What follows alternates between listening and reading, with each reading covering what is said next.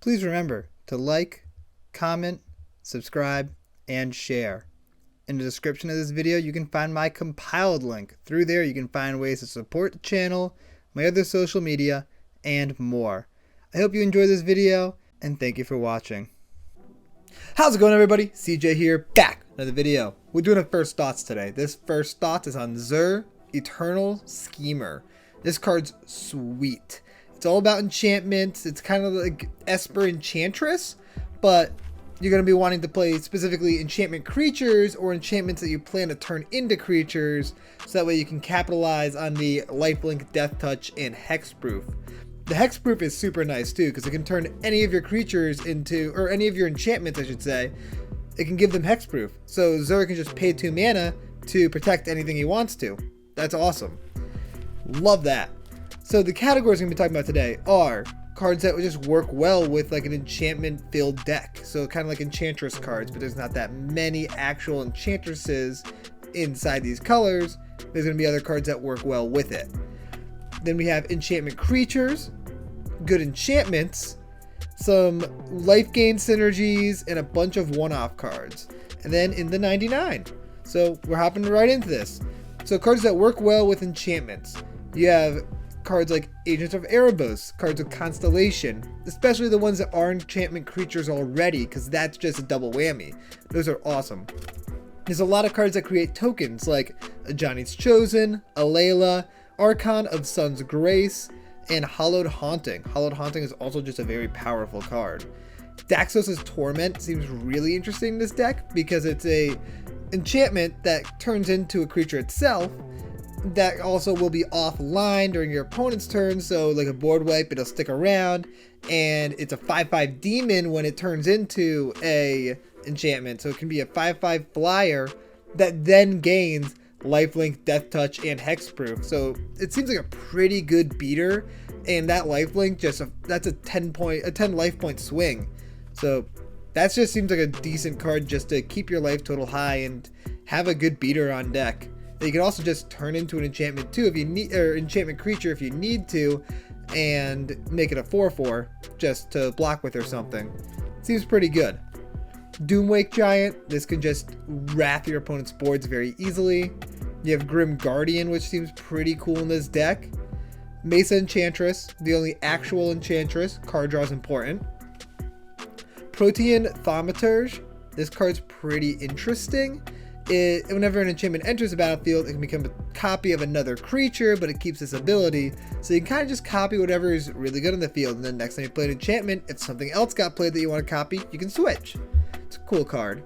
Sigil of the Empty Throne, another fantastic token generator. Starfield Mystic will get pretty big, and it reduces the cost of your enchantments.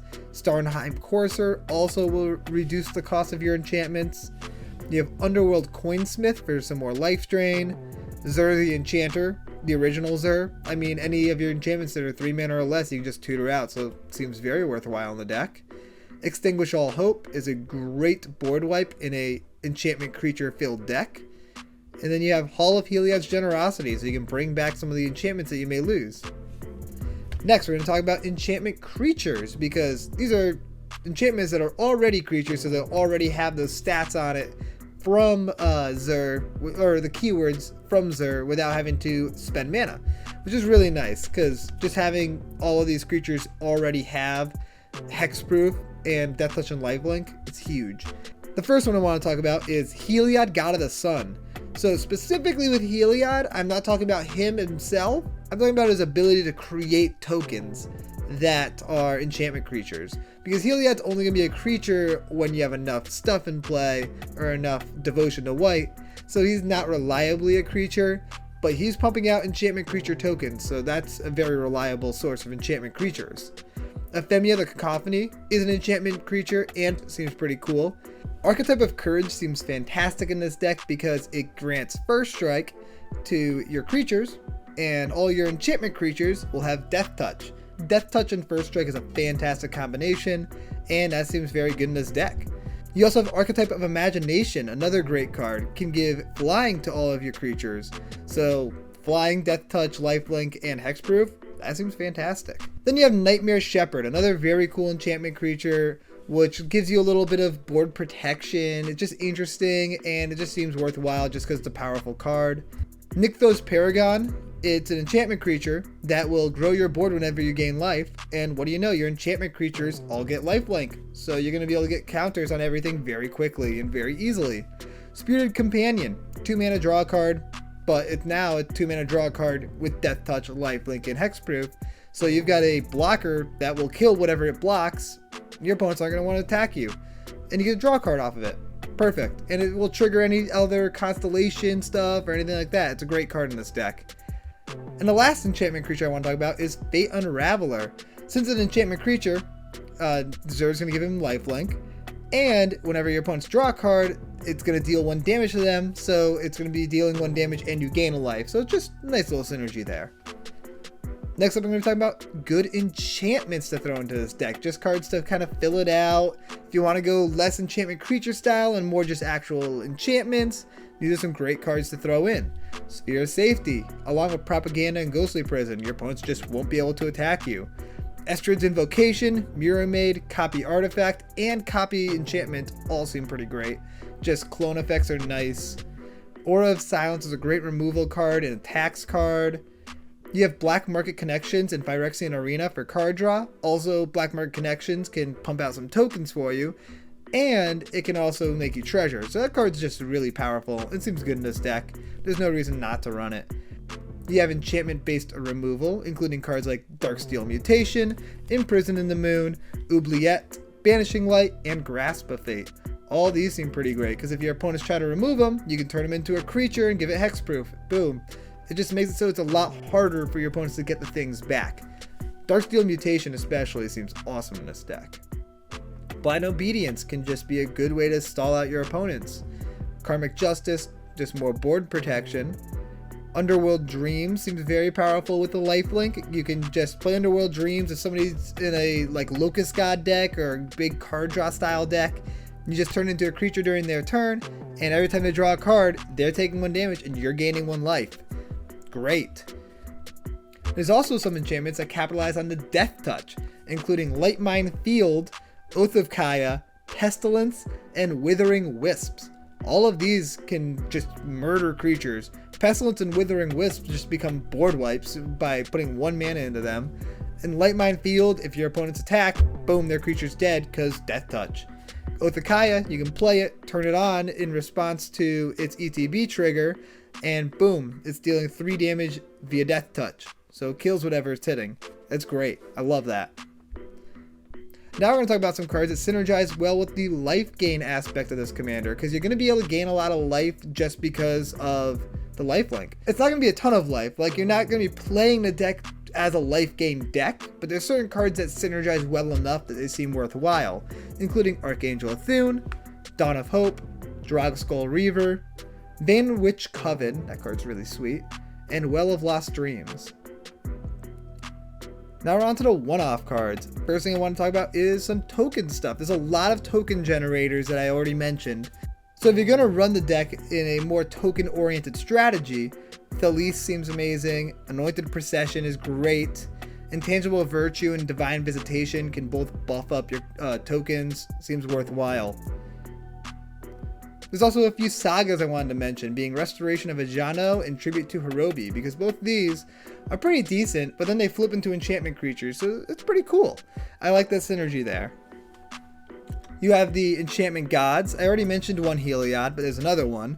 There's also Arvinox. There's the Athreoses, Ephara, Ereboses, Thassa. Those seem pretty good in this deck. They can put in some work.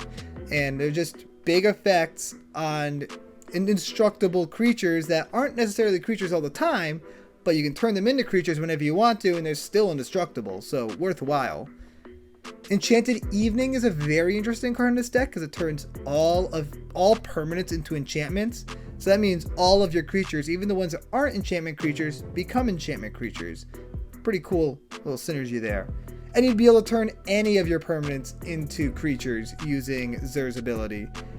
But it does interact poorly with lands in certain situations, including 2 other cards I want to talk about, being Starfield of Nyx and Opalescence, Both of these are fantastic, but extreme non-bow with Enchanted Evening, because it'll just make it so all your lands die because they're creatures with power and toughness equal to their mana cost, which is 0.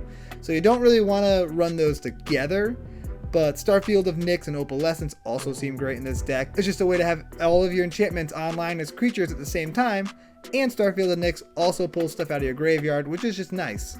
There's other ways though you can pull stuff out of your graveyard, including cards like Dance of the Manse, Crystal Chimes, Hana Ship's Navigator, and Open the Vaults, along with Resurgent Belief and Replenish. All those great includes. And the last card I want to talk about in the one-off section is Training Grounds. It only will reduce the activation of Zur by 1 mana, which isn't a ton, but it is an enchantment, so it triggers all your enchantment stuff.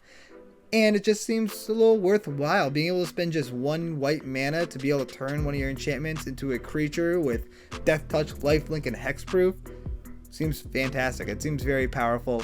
I think that 1 mana cost reduction will be very good for you in the long run. I think it's a great include. And the last thing I want to talk about is in the 99. There's not too much to talk about here because Esper Enchantress is not really that much of an archetype, but it can go in the other Zur decks, Zur the Enchanter in their decks. You have Alayla, works well there. And where it really shines is like Go Shintai and other shrine decks, because especially with Go Shintai, you're making shrine creature tokens. Those are enchantments. So Zur will give them Death Touch, Lifelink, and Hexproof. It'll also give your commander Death Touch, Lifelink, and Hexproof. And half of your shrines get Death Touch, Lifelink, and Hexproof. It seems phenomenal in the deck. Auto include for sure. If you have a Go Shintai deck, you need to include Zur. Need to. This is Zur. Seems amazing. Actually, other Zur also is pretty good inside Go Shintai, but this Zur in particular seems unbelievable. That is everything I have for Zur Eternal Schemer. I hope you guys enjoyed this video, and I'll see you next time. Peace out, everybody.